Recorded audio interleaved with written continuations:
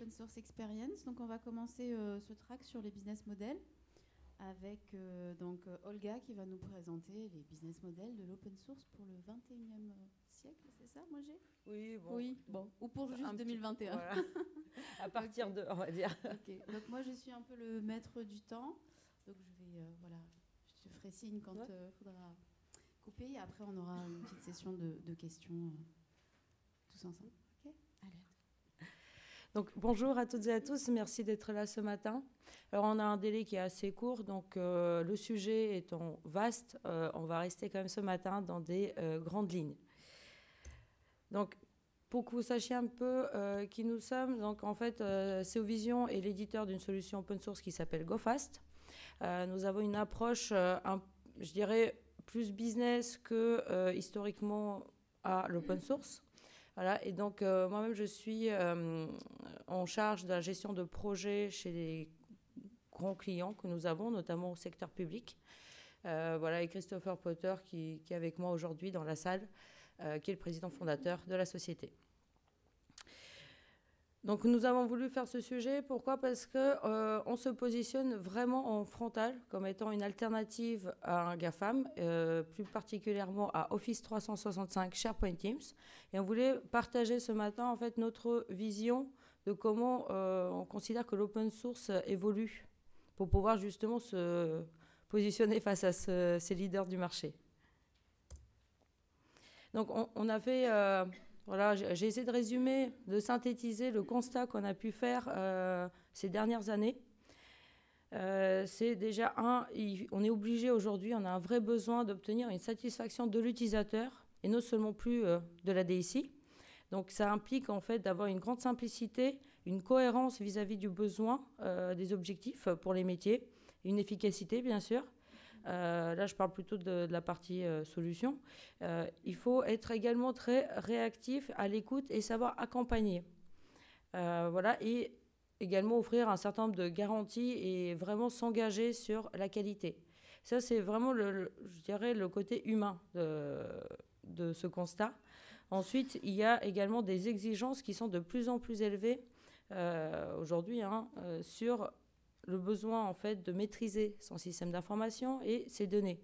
Ça implique à la fois d'avoir des technologies avec des standards, donc l'objectif étant voilà, des technologies éprouvées, des technologies qui sont pérennes.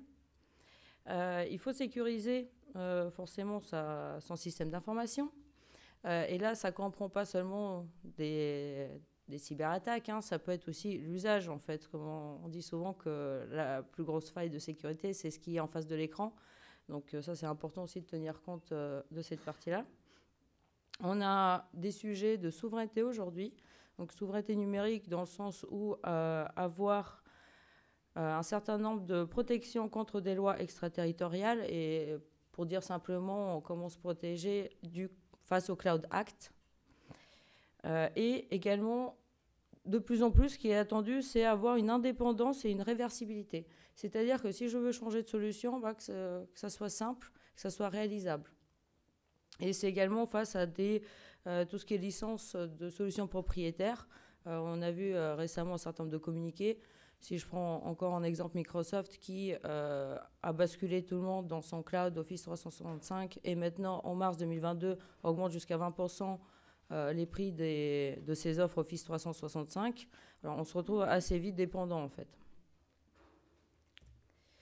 Donc, justement, vraiment, très brièvement, on a essayé de se dire, mais il y a encore beaucoup d'organisations, de sociétés qui font le choix d'une solution GAFAM. Et pourquoi ? Malgré le fait, justement, qu'ils ont besoin de cette indépendance, de cette liberté, de standards techno. Voilà, on a constaté qu'il y avait quand même une communication de la part de ces gros éditeurs qui était vraiment tournée vers les usages et les solutions, et non pas une communication techno, pour faire simple. Il y a aussi un lock-in technologique. Si je prends un exemple comme Apple, une fois qu'on a Apple, il faut avoir que du Apple. Donc voilà, ils ont un savoir-faire dans le lock-in technologique qui fait qu'on a du mal justement à en sortir. Et une fois qu'on a ce lock-in technologique, en fait, on a le lock-in business. Et là, une offre en fait qui qui fait qu'on a du mal à s'en sortir et à passer à autre chose. Ça, c'était sans compter la partie lobbying et les sommes investies dans la communication. Hein. Alors que l'image, en fait, de l'open source, je ne sais pas si tout le monde dans la salle va être d'accord avec moi, mais historiquement, l'image qu'on a de l'open source, c'est une technologie avant tout, c'est une communauté, c'est un code qui est ouvert et pour certains même, c'est la gratuité.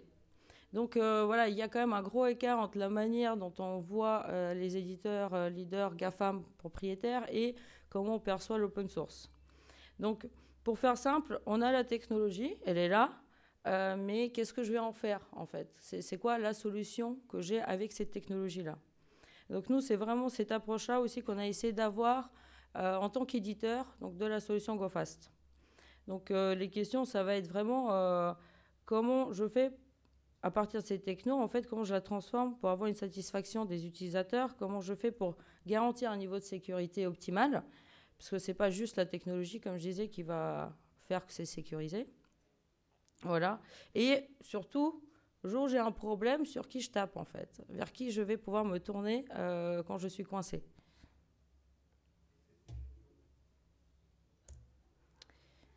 Alors, justement, qu'est-ce qu'on entend par solution ? Donc, comme je disais, hein, l'idée avant, c'était convaincre les DSI. Aujourd'hui, il faut convaincre tout le monde, et y compris les utilisateurs qui sont allergiques à l'informatique. Donc, déjà, comme il faut convaincre tout le monde, eh bien, il faut avoir une communication qui soit audible par tous. Donc, j'allais dire vulgariser, simplifier. Et l'idée, c'est de se dire, je vais résoudre votre problème et pas j'ai une super technologie. Ce que, quand même, je trouve que font beaucoup un certain nombre d'éditeurs continuent à avoir vraiment un argumentaire technologique plutôt que résoudre un problème, atteindre un objectif métier, hein, j'entends. Il faut également un démarrage rapide. Hein. Les solutions GAFAM, par exemple, je clique, j'ai. C'est assez simple. Voilà. Et plutôt que se dire comment je vais faire pour intégrer, installer une solution. Une simplicité également une simplicité ergonomique, une prise en main rapide. Donc l'idée, c'est vraiment de se dire que l'utilisateur va être guidé dans ce qu'il a à faire et pas, quand il a un problème, se dire allez lire la doc. Parce qu'aller lire la doc, ça lui demande du temps. C'est déjà un problème, en fait, en soi. Et chose vraiment importante, c'est, comme je disais tout à l'heure, un interlocuteur unique vers qui on peut se tourner. Parce que dans l'open source, historiquement, quand on a un souci, eh bien, on va se tourner vers une communauté d'utilisateurs, une communauté de développeurs, mais on n'a pas en face une entreprise qui a pris des engagements vers qui on va pouvoir se tourner pour demander de l'aide et pour demander des comptes, en fait, tout simplement. Et ça, c'est quelque chose qui est aujourd'hui demandé, même quand on fait de la technologie open source, en tant qu'éditeur, même plus qu'intégrateur, en fait. L'éditeur open source, à partir du moment où, en plus d'une techno, il arrive à proposer ça, à dire, moi, je m'engage sur un certain nombre de points, sur une qualité, une disponibilité, ça rassure énormément, en fait, les décideurs dans le choix d'une solution open source. Alors, je poursuis. Donc, nous, ce qu'on a vraiment essayé de faire, hein, encore une fois, c'est vraiment synthétisé ce matin, c'est vraiment de se dire, là, l'open source a énormément d'avantages, des avantages que n'auront jamais les éditeurs propriétaires. Donc, l'idée, c'est vraiment de se dire, prendre ces avantages et les intégrer dans une offre de service avec des engagements. Donc, l'open source, eh bien, licence libre, du standard et de la pérennité. De la pérennité, j'insiste aussi là-dessus parce que souvent, on nous pose la question en tant qu'éditeur open source, mais si demain vous disparaissez, qu'est-ce qui se passe?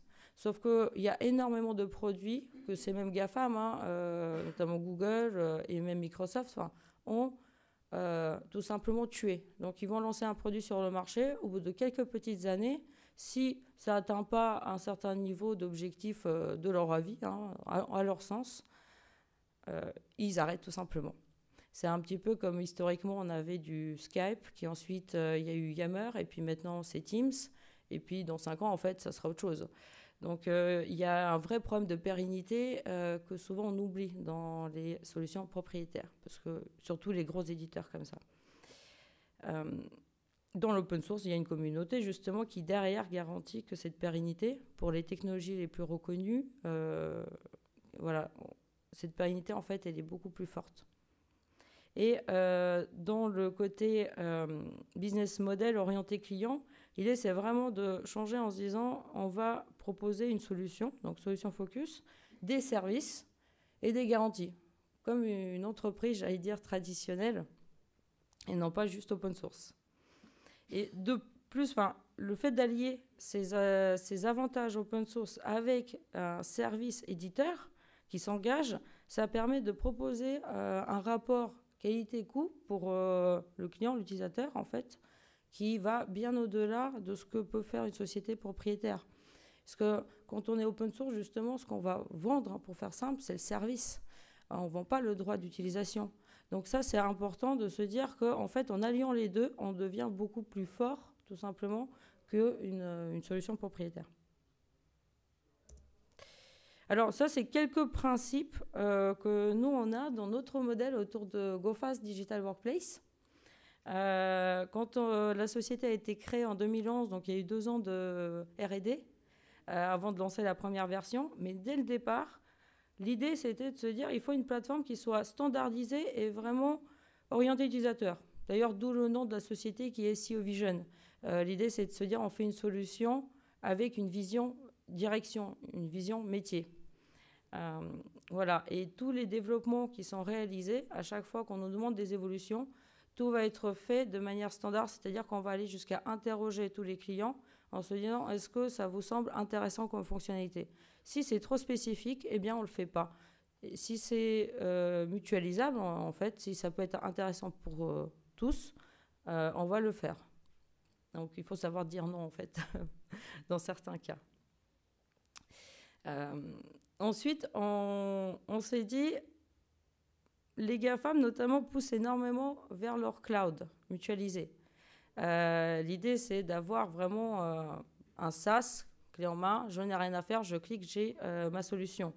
Eh bien, comment on fait pour avoir le même service quand on veut que la plateforme soit dédiée à chaque client ? Donc nous, dans le modèle avec GoFast, en fait, chaque client, beaucoup secteur public notamment, c'est un besoin qui est vraiment récurrent chez eux, ils veulent avoir leur plateforme hébergée chez eux. Par contre, quand on héberge chez soi, souvent, on va avoir des coûts de maintenance, on va avoir des coûts d'évolution, de mise à jour, etc. Même du support en interne. Bien, l'idée, c'était de se dire, vous avez votre plateforme chez vous, hébergée où vous souhaitez, elle est à vous, elle est dédiée. Par contre, nous, derrière, on va fournir l'équivalent d'un service qu'on va retrouver dans un SaaS.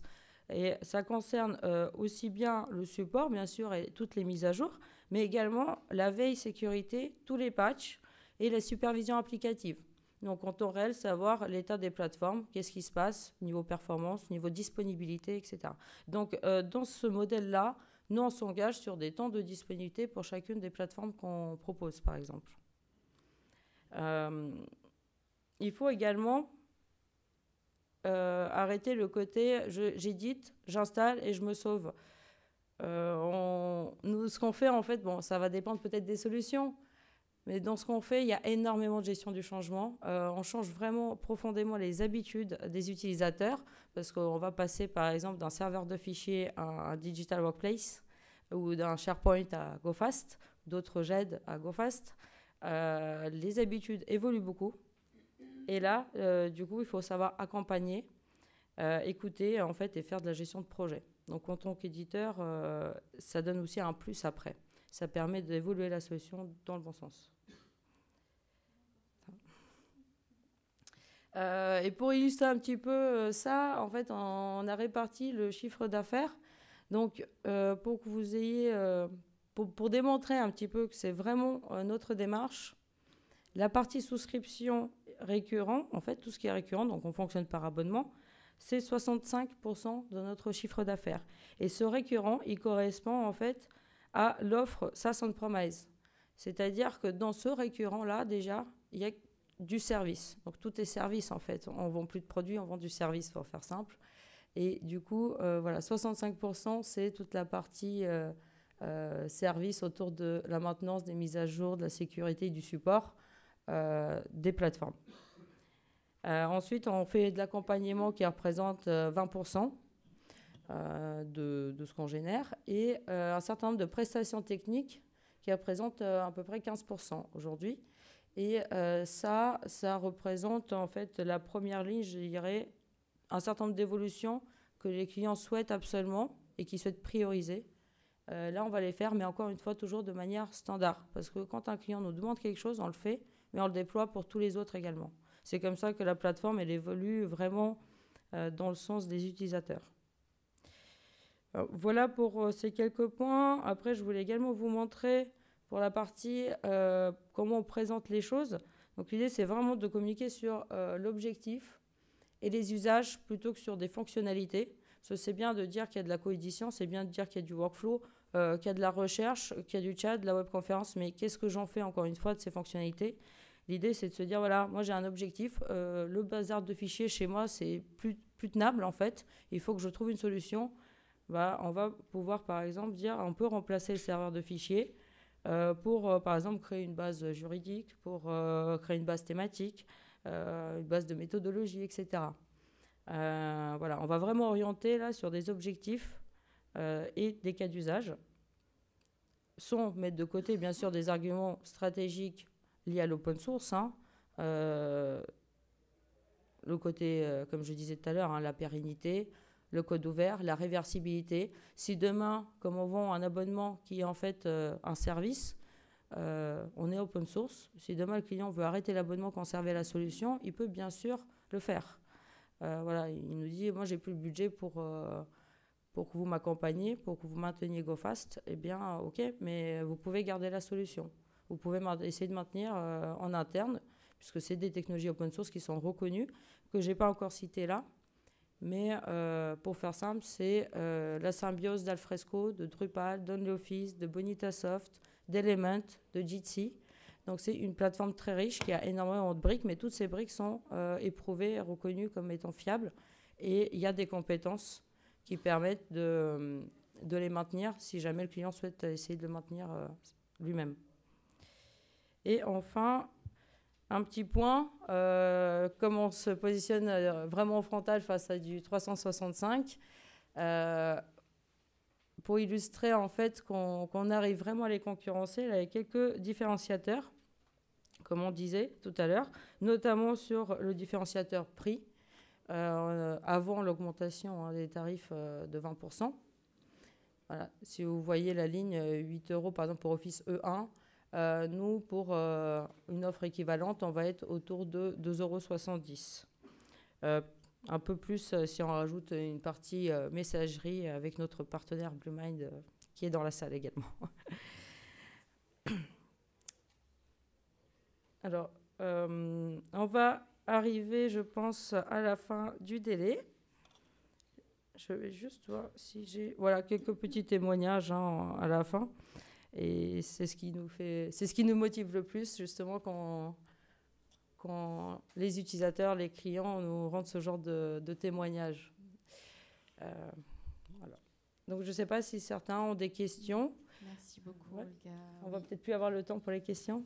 On peut prendre 2-3 questions. Y a-t-il des questions sur le modèle proposé ? Est-ce que c'était clair ? Moi, j'avais une question.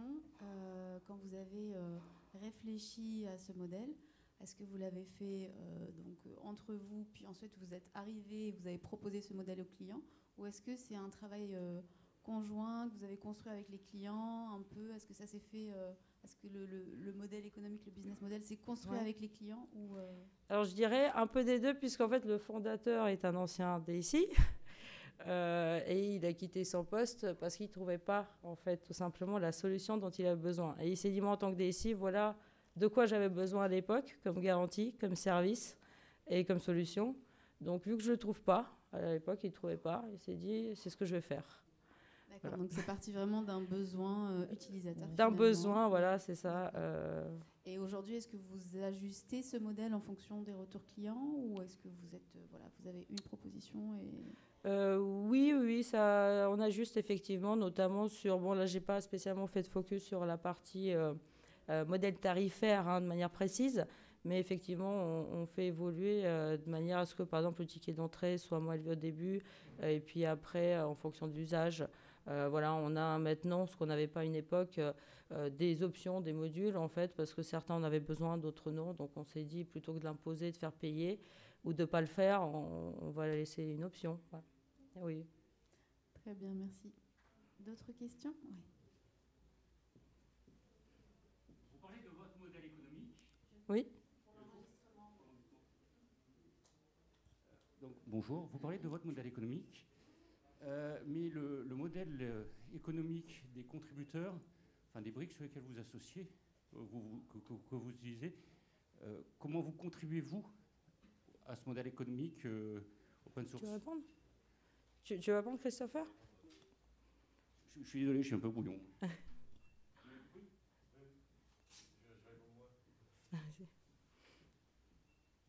Oui, alors en fait, ça c'est toujours la même question. En fait, on n'a pas fait qu'intégrer des briques technologiques, hein. C'est-à-dire que par-dessus, notamment, nous, notre constat qu'on n'a pas mis là, mais qui est plus un constat fonctionnel, c'est que l'open source, souvent, d'un point de vue utilisateur, expérience utilisateur, c'était pas extraordinaire. Je vais pas...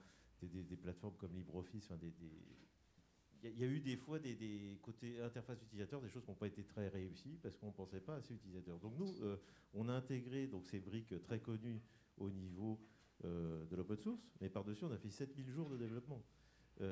Donc ça, qu'on a reversé en termes de code, évidemment, à la communauté. Alors c'est une très grosse plateforme, donc on n'attend pas forcément de grosses contributions, mais c'est nous qui l'avons financé, ça. Donc je veux dire, et après, avec toutes les sous-briques qu'il y a dans GoFast, nous, on contribue beaucoup pour remonter des problématiques, soit à la communauté, soit à l'éditeur, parce que quand c'est OnlyOffice, par exemple, c'est un éditeur, ou quand c'est Element, c'est un éditeur. Hein, donc, on travaille avec eux pour améliorer leurs propres produits pour le futur. Mais voilà, donc nous, on a une contribution aussi à la plateforme en tant que telle qui est très, très importante, hein, parce que 7000 jours, imaginez, ça se fait pas en 2 secondes, quoi. Voilà. 7000 jours. Merci beaucoup. D'autres questions? Oui.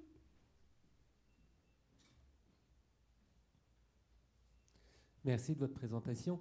Qu'est-ce qui empêcherait un autre, moi demain, m'improviser, reprendre votre solution et offrir les mêmes services à des clients? Comment est-ce que vous vous protégez de ça? Je ne sais pas si c'est une bonne question. Hein, mais... Si, c'est une très bonne question. Ouais. Oui. Tu veux répondre, Christopher? Ouais.